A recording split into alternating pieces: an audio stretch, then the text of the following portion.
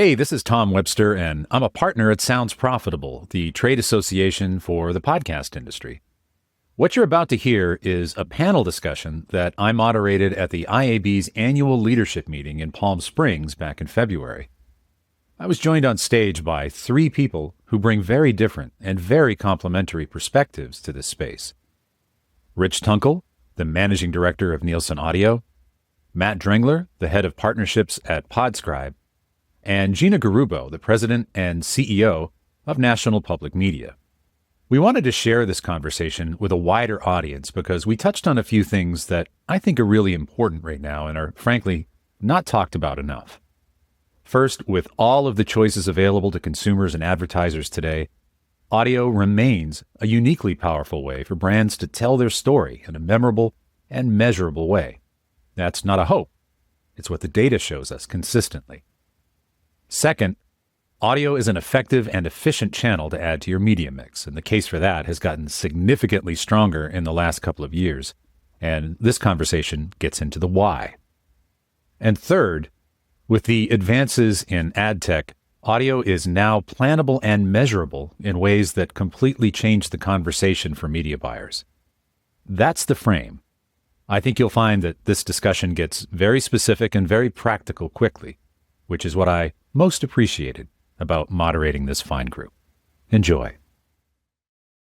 Good morning, everybody. Thanks so much for joining us for this about a topic that we're all extremely passionate about, audio. We've been in audio for a long time.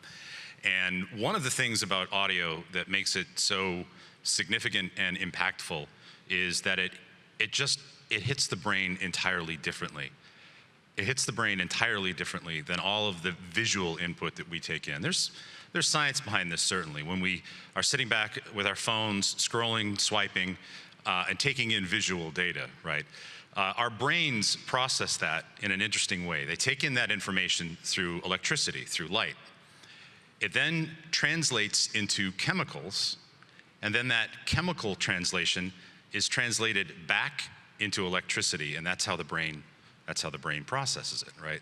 Audio does not work that way.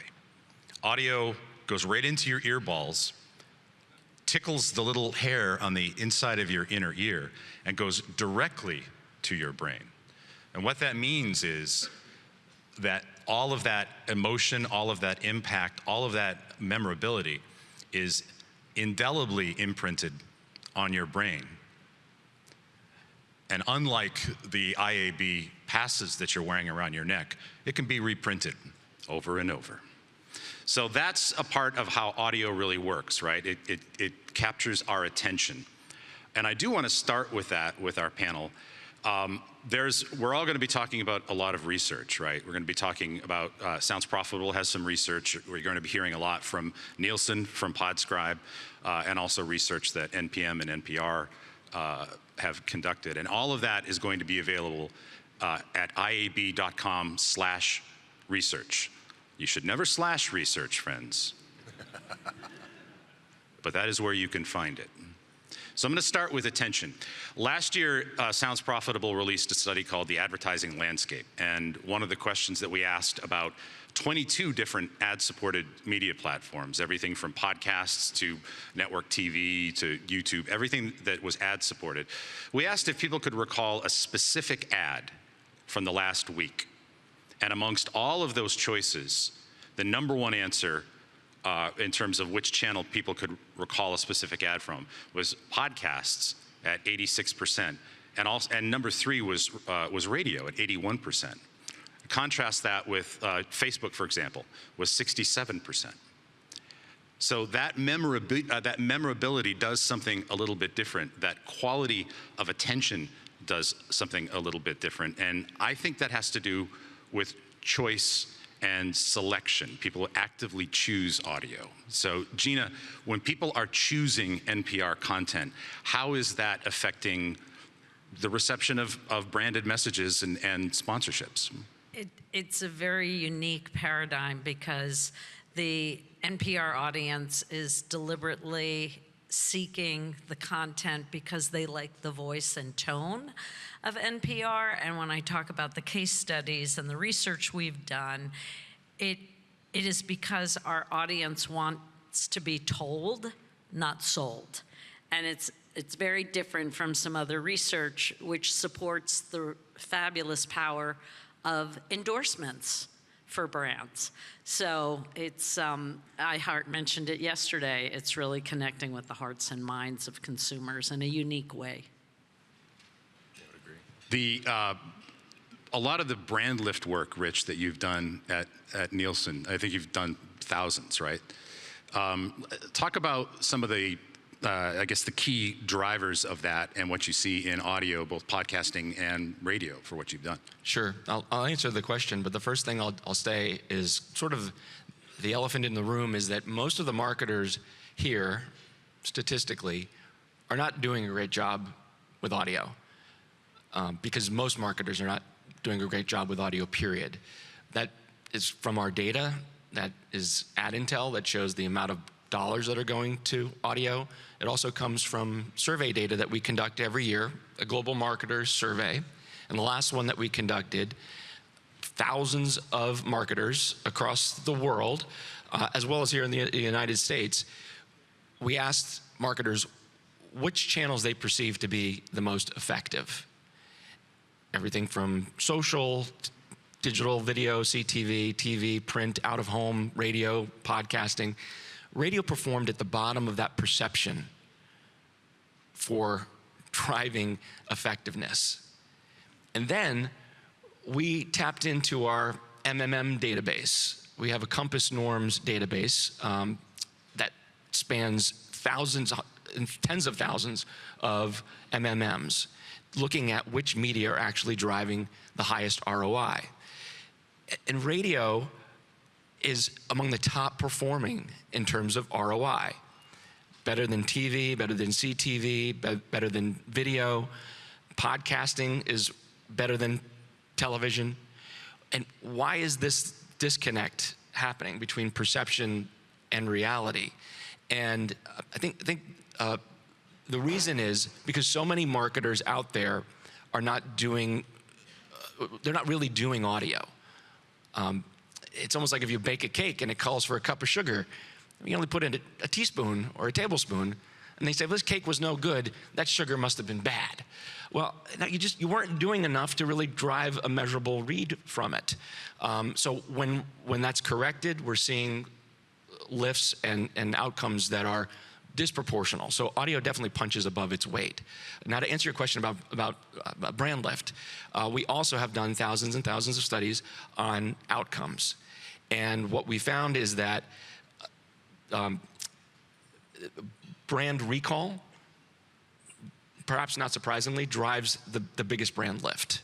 And audio does a fantastic job at driving brand recall because it's self-selected. People are choosing the medium. They want to be there, and it's in a format and it's presented in a way that connects to them, the ways that you mentioned earlier. And we also have decomped the outcomes data to determine exactly what are the creative elements that are going to drive the biggest lift.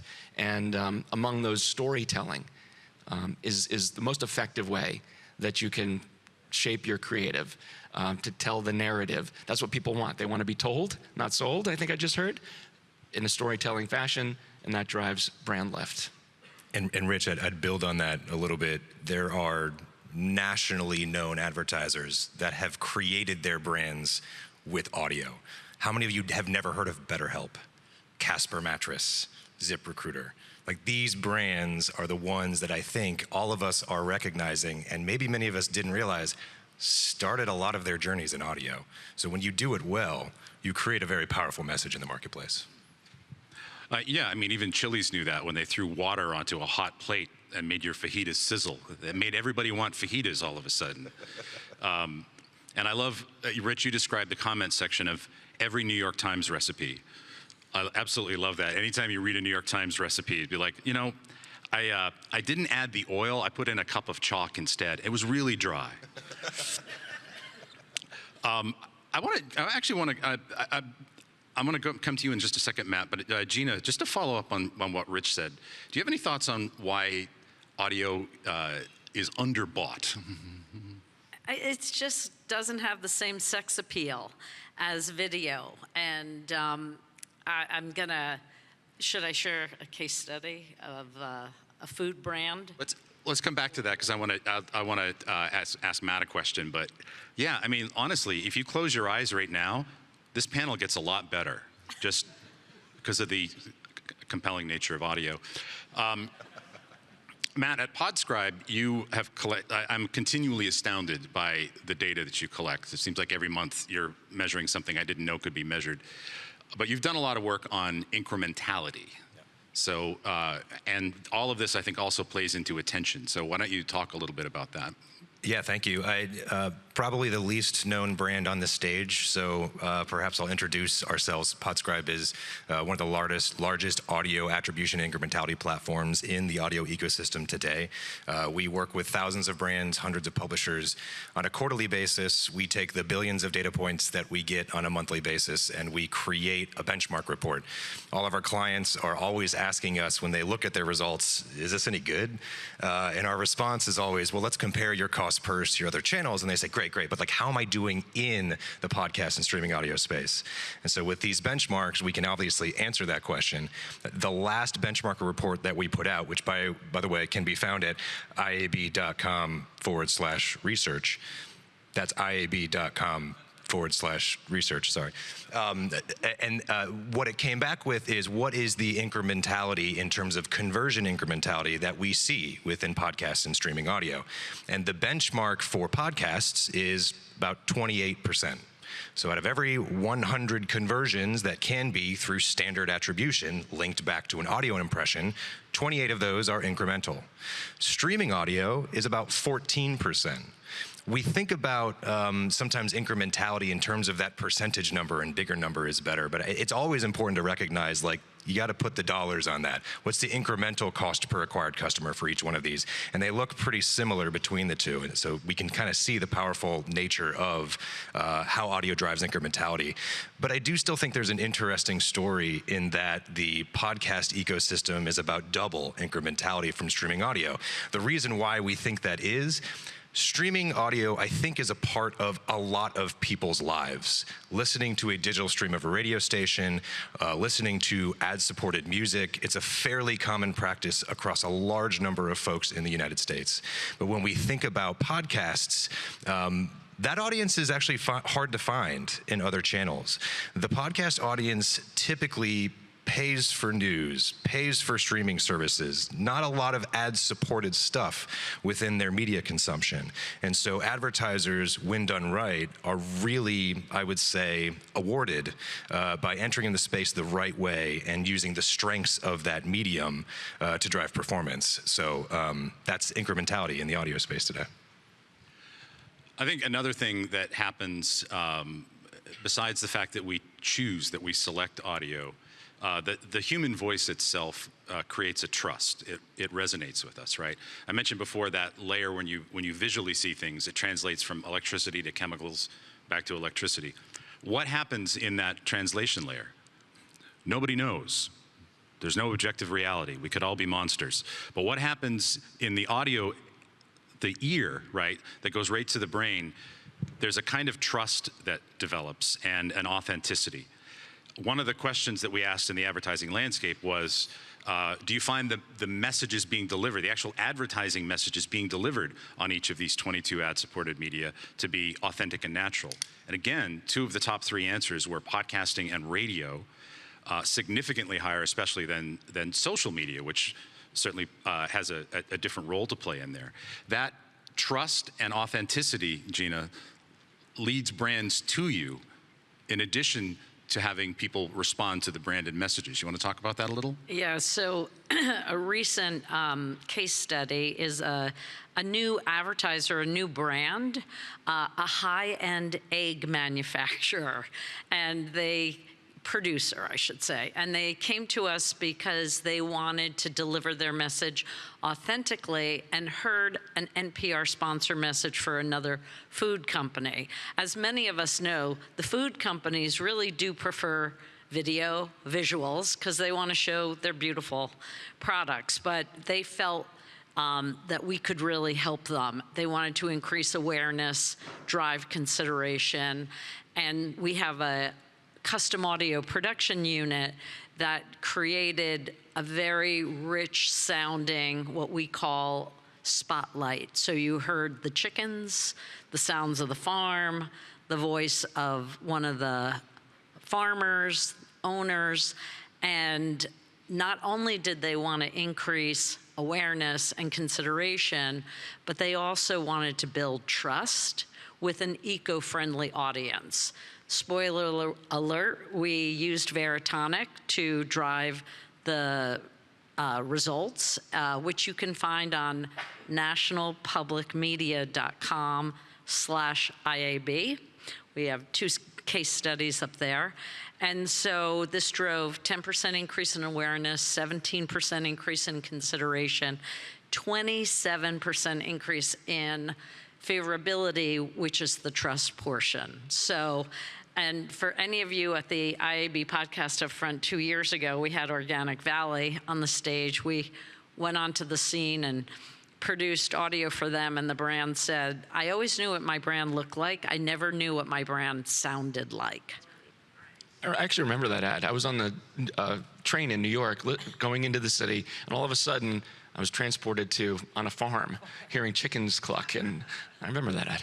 Well, what's amazing about that story, Gina, is that every egg looks the same, right? I mean, that they absolutely branded this almost unbrandable product through audio, which is kind of cool because you really can't tell one. And they're charging a premium for it.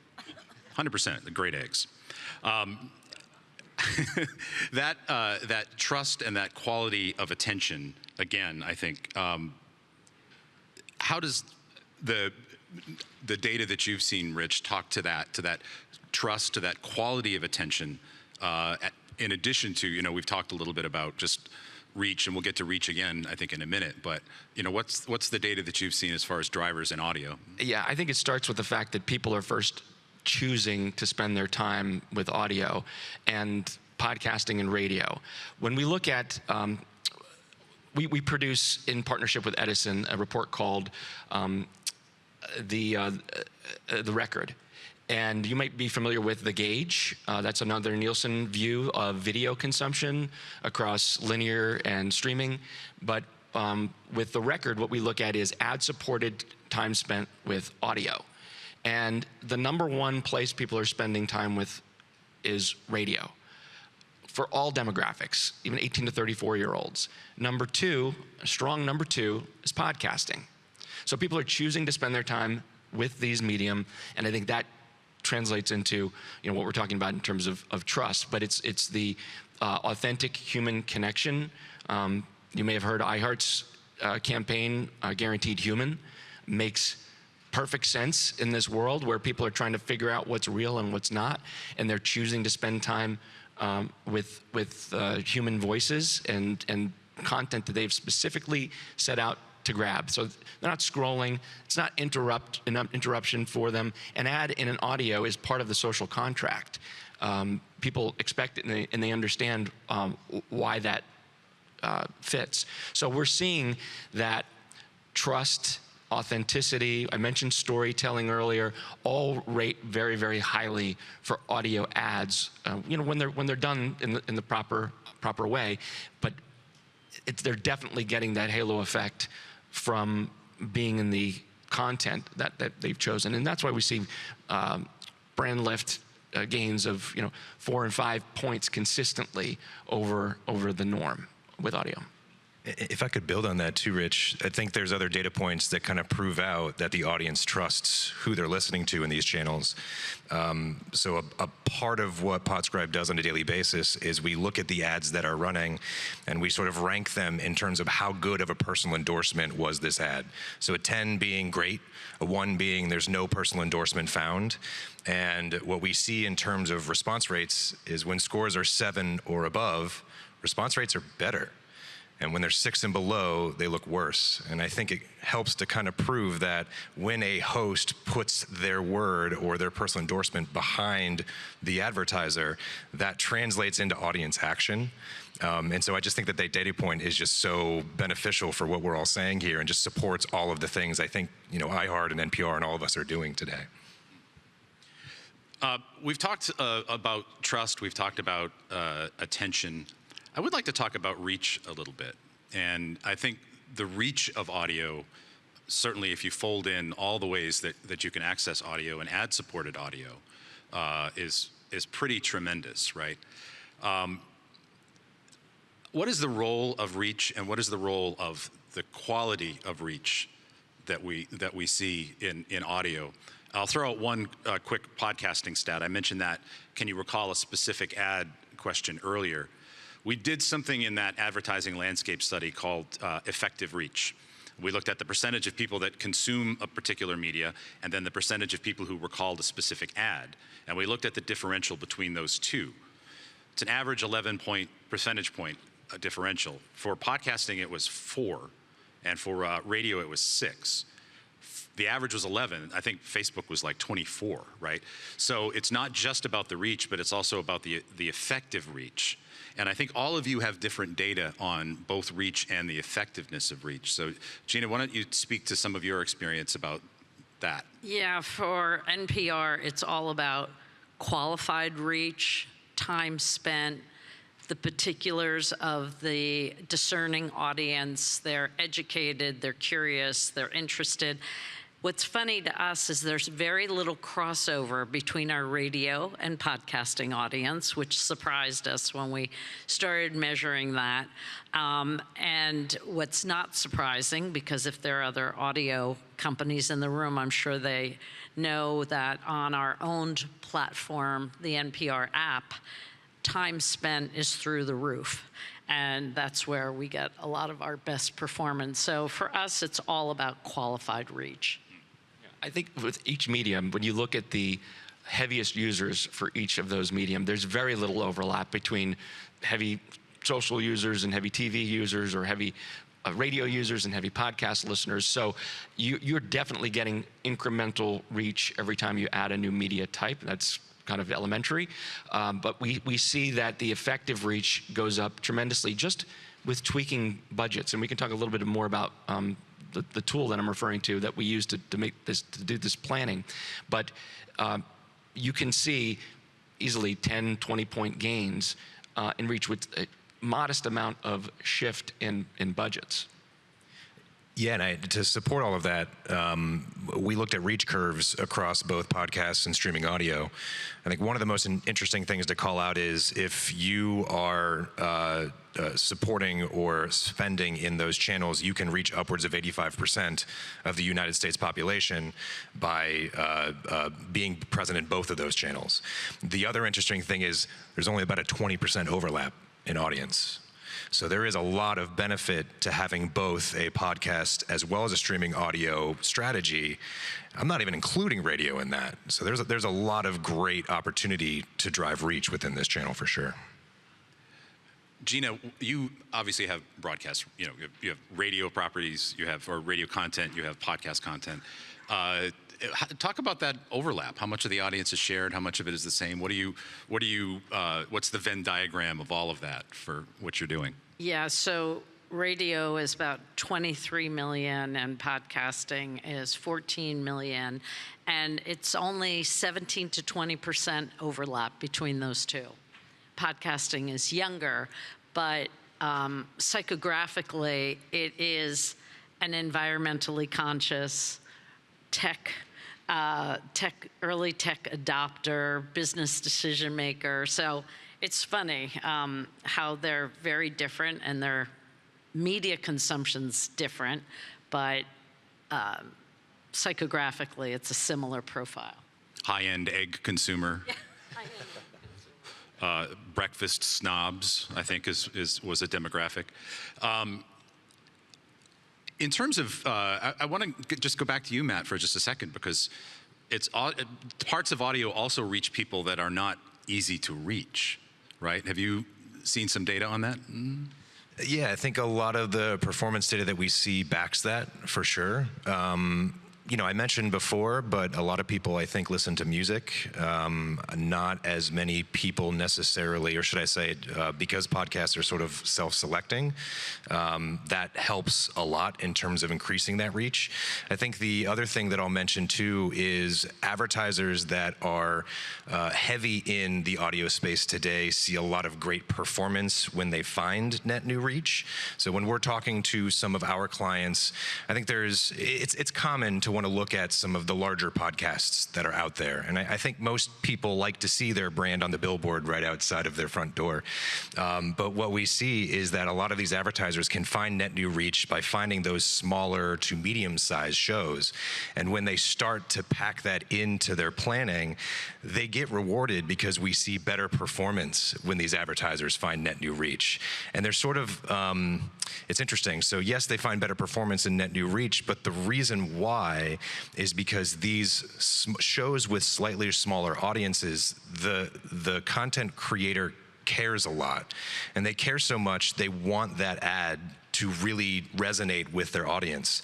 So oftentimes these host-read ads, these personal endorsements, they take a little bit more time, where you might let's say, ask for a 30-second or 60-second ad. A lot of these smaller creators they'll make a minute 30 or a two-minute ad, and it's strange to say. And Gina, this kind of falls. I know that you have different research to kind of showcase the power of even short-form audio as well, but long-form works really well too because it's sort of a dialogue and a conversation. We see both on a response rate perspective, so things like visitation rate or conversion rate, and on a per dollar basis, so things like cost per visitor or cost per acquired customer, that those improve as the length of the ad goes up. Is that weird? Aren't we used to kind of talking about like the attention span of goldfish happening within our ecosystem today? And to be able to tout within audio that the audience is so engaged, they oftentimes don't even realize they're listening to an ad. And that drives performance for advertisers, I think is a really powerful message. So that's how we sort of see, net new reach and advertisers that kind of dive in on some of the smaller channels and some of the performance that they see. I will talk about the power of the 15-second audio message we do in broadcast, but I will also say we do 1 to 3 minutes of audio storytelling in our podcasting, and one of the things we hand over to the brands is not only the creative, because it's white labeled, it doesn't say NPR, it's from our NPM team, but completion rates. People they want to hear it if it's in a storytelling format. Totally agreed. So we've talked about reach, we've talked about attention and trust, and now let's talk about where the checks get signed, the actions that people take, and how people respond to ads. And we know, and you all have data about how effective post-exposure actions of many kinds are. We have data on that. You all have data on that. People purchase products, they research them, they visit websites, they tell a friend. But Rich, you shared a stat with me before we started that blew my mind, and my job is stats.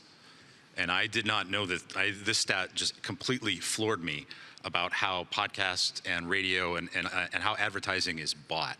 You want to share that stat? Because I think it might actually... You're talking about the 90% stat? Yeah. Yeah. So 90% of media is done and planned through a media planning tool at the front end. And the majority of that is done through a tool called Nielsen Media Impact, NMI. And so that's where all the decisions are made and where media choices are set before they can be activated against. And for years, up until this past year, podcasting was not represented in those media planning tools.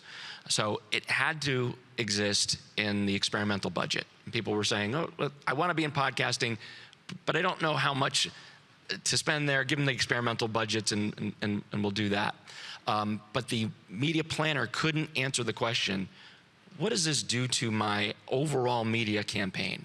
They could measure the campaign in a silo, but that's not really the way we live. So we've now partnered with Edison Research to get podcast data into our planning tools, fused with our currency national television panel. And you can see what happens when you shift budget from one media to the next, and as you add radio and podcasting, how that can grow your increased reach, your efficiencies improve, your CPMs decline, your effective reach goes up. And so we're seeing as little as 10% budget shifts. This is a shift in budget, mind you, so it's not an increase in budget. It's a shift of existing budget to audio is seeing increases in reach of 20% plus. It's because of the unique nature of audio, because it's happening at a different location with a different demographic. You're reaching people in a different moment, and it really bears out in the data. So it's a big moment for podcasting. All of the major holding companies have this tool. Many of them are now getting up and running with the podcast data in there. So if you're a brand, chances are your agency can help navigate you through and give you answers now that they weren't able to do last year at this time, or even 6 months ago, to give you a view of what radio and podcasting can mean to the overall plan that you have. I was just going to add to that. It helps a lot with generating our strategies, our resource allocation. Where should we be sort of channel planning? The tried and true tactics behind that strategy that we've found within, I'll say specifically audio and streaming, and specifically in podcast and streaming audio, there's sort of like a 3-stool tactic that is helpful, or it's the 3-legged stool, should I say. One leg of that stool is, buy the host-read ad. Find the people that make you excited, have them personally endorse your product, look at small and big shows. Yes, do that. The other one is, what are your audience-based targeting? What are your other tactics in other channels? Yes, do that too. Let's do dynamically inserted ads with intelligence behind that targeting. That's the second stool, or the second leg of that stool. The third one is spread your message wide, collect the data, and see what worked. So there's a common method of buying in the podcast space called RON, run of network. I'm sure we've all seen it in other channels. And the concept is, for whatever inventory is available, we place that ad within that podcast. With the right reporting, you can see which genre or which specific podcast or which topics that are being talked about in these podcasts are driving the best performance. And now you've sort of got 3 different views of the data to help influence and inform your strategy moving forward. So you can sort of take the channel allocation from NMI and then use that channel allocation, whatever the right levels are for you, to start influencing your strategy using these tactics. You will find what works for you as an advertiser or for your clients as an agency. And it's sort of the tried and true framework that we talk to our clients about all day long and help to kind of hone in where does their brand live really well in the audio space. So something to think about. Yeah, I think it's a key distinction to pull things like podcasting out of the experimental spend, right? Exactly. And able to just, tick a box, which I'm really glad that we're getting there. When you're measuring success for your clients, Gina, and obviously you have a number of different outlets that you're putting content out on, how are you measuring it, and what's a good case study of how people could look at the success of an audio campaign? So I just want to tout a standard thoughtful radio spot. We have dozens of Fortune 500 brands who have renewed over decades because it works for them.